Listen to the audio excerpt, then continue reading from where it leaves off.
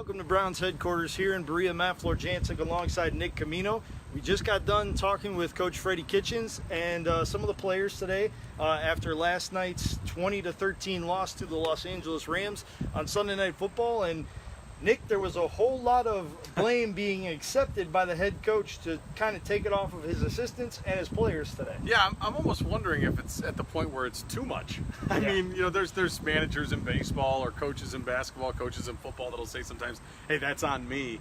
But I almost wonder if Freddie's going so much overboard saying, you know, this is on me, that you start to question, well, okay, does this guy have too much on his plate? And I think that's why we heard a lot of questions being asked about the play calling and is he doing too much? And I think when you have a head coach that's also calling plays, those are the questions you're going to be asked, especially when you lose. If the Browns won last night, I don't think we'd be asking those questions. But when they're 1-2 and we see what's coming up for them, you've got the Ravens, you've got the Niners, the Seahawks, the Patriots. That's a tough schedule, Matt. I mean, you know that. So I think those are the questions that will be asked, and those are the storylines that will be talked about as long as they keep losing. And unfortunately, that's the situation right now. Yeah, no doubt.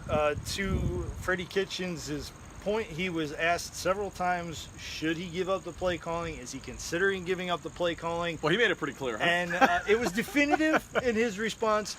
Not being considered, I believe, was one of the phrases he used to respond. Yeah, I think at one point he said, period, that's it, yes. It's me. And so I don't think there's going to be any sort of change right now. And to his credit and to the Browns' credit, it has only been 3 weeks. I mean, I do think at some point you got to say, hey, there's 13 more games left. There's still a ways that they can improve. There's a lot of new faces here that still need to get acclimated. So I'm not one of those people that say he has to give it up, but I understand why those questions are being asked, because it's when you lose and when you don't give Nick Chubb the ball on those final 4 plays, and when you're doing this thing with the RPOs that had some success and then didn't have some success, and there's a lot of pressure on the offensive line. That's what's going to be asked. Yeah, it's the natural question of whether it's too much. I mean, keep in mind, Freddie Kitchens was an offensive coordinator for 8 weeks last year.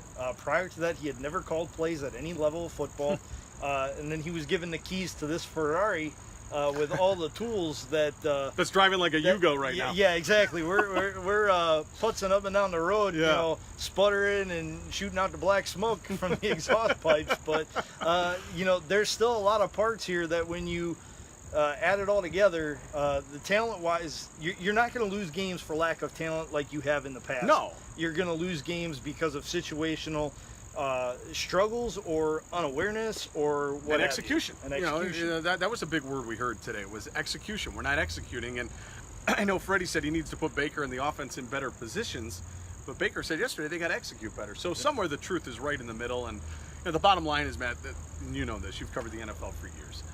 This is a bottom line business, okay? I've talked about this for years on the radio too. There's no improvement column. There's no moral victory column. To be quite honest, I do think the Browns played a heck of a football game last night. Did. Their defense played well. You're playing the defending NFC champs, and they played their tails off, and they had an opportunity to win.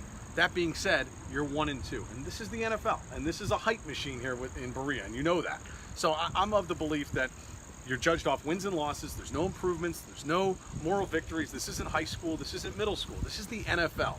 And if this team isn't going to win football games, these are the types of days we're going to have here in Berea all throughout the season, where you're asking questions about play calling, lack of execution, and why a running back didn't get a football who was running it so well in one of the last 4 plays. Yeah, had almost 100 yards. And had he run it in from the 4, I think he would have surpassed the 100 yards rushing mark in Nick Chubb last night against the Rams. Like you said, they played well enough to win, and I think when you look at it, it's kind of missed on the fact that the results weren't what we wanted to, but there weren't a whole lot of people outside of the ones in this building that legitimately thought this Browns team could compete 4 quarters Think of the to injuries. the end, right with the Rams and the loaded offense that they have against, to your point, the battered and bruised secondary. I mean, they did not have a single starter from week 1 actually in the lineup yesterday because of injuries, but those guys played well. Justin Burris, 24 hours after rejoining the team, comes up with a huge interception, and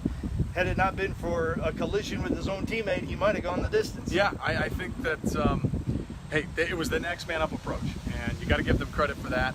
I thought, like we said, they played their tails off. I'm I'm still a little bit confused as to how those guys all came down with those hamstring injuries. He I think talked they about are that today, too. right? Yeah. Freddie was making a joke about it. It was so bizarre, but I don't know. I haven't seen that in a while, man. Yeah, Freddie even mentioned it. He's like, I've never seen it in 20-something years of coaching. I hope I never see it again. Denzel Ward talked with us, and he mentioned the same thing. He's never seen it before. Greedy Williams really has never missed a game because of injury. I mean, it was one of those fluke things that happened, but credit to the guys that were able to play in that game last night. They heard all the doubts. They heard all the speculation. They saw that the spread had doubled in favor of the Rams. Like, they knew they were up against it, and they said, we don't care. We're at home. This is our turf. You have to come in and beat us. And they made the Rams do just that. Yeah, they did. I mean, unfortunately, they just didn't get the win. But as you said, they were a 4.5 point underdog at home on primetime TV. That had to fire them up a little bit. And they had a chance to win there late in the game. And we heard Freddie talk about it today. He was asked, I think it was by Jeff Shadell of the News Herald, he asked, do you think you would have gone for 2? And Freddie really wasn't telling us. Right. But when he said we wanted to have an opportunity to go win the game, that makes me think if the Browns had scored a touchdown there, they were going for 2, and Matt, I think they would have a chance to win the game. Oh, no doubt about it. If they would have gotten that 2-point conversion, they would have put the Rams in a very difficult spot. Short clock, no timeouts, needing to get about 50 yards to get into the field goal range. Unfortunately, we didn't get to answer that question realistically. We can only just speculate on what Freddie said because the Browns ultimately didn't get it done. Yeah. 4 cracks in the goal line situation with just 4 yards separating you from a potential game-winning touchdown. And Freddie admitted, just like he did last night today, that if given the chance, he would have given Nick Chubb at least one run. He admitted that. And I'll say this, and I know Browns fans don't want to hear it because they're 1-2, but Freddie Kitchens, I'm impressed with him. I mean, he's saying all the right things. It is not time to panic, truthfully. I think you and I had talked, and I talked to some other people at Channel 3 about how these first 8 games, he just kind of had to survive. And I know with such a hype machine and everything like that, you don't want to hear that as a fan. But I honestly felt that if the Browns could just get through these first 8 games going something like 4-4, I really think the back end sets up nicely for them. Very much so. Think about the Steelers they're going to play. They're going to play the Bengals twice. You'll have the Dolphins in there. Bills are probably a little more tougher than we thought now. But I just think that if you could survive this first stretch, you're going to be okay. So they're 1-2. The big goal now should be try to get back to 500. But I know you know this too. I mean, the Ravens are not going to be easy. They played the Chiefs tough yesterday. After that, you've got the Niners on Monday Night Football. They're 3-0. So the first half of the schedule is very difficult. Just survive this opening stretch, and I really think the back half could set up nicely. And I think that's something that Freddie talked about. He said, we want to be playing our best football near the end of the year, and they can still do that. Yes, they can, and they have a great opportunity if they take what you just said and kind of hold serve, if you will, go 4-4 through these first 8. You know, you get Kareem Hunt back in week 10. So for the final 8 games of the season, you'll get him back because the bye week's factored in there. But then you also look at what they have coming up. You don't want to get too far ahead of Sunday's game against Baltimore. That's true.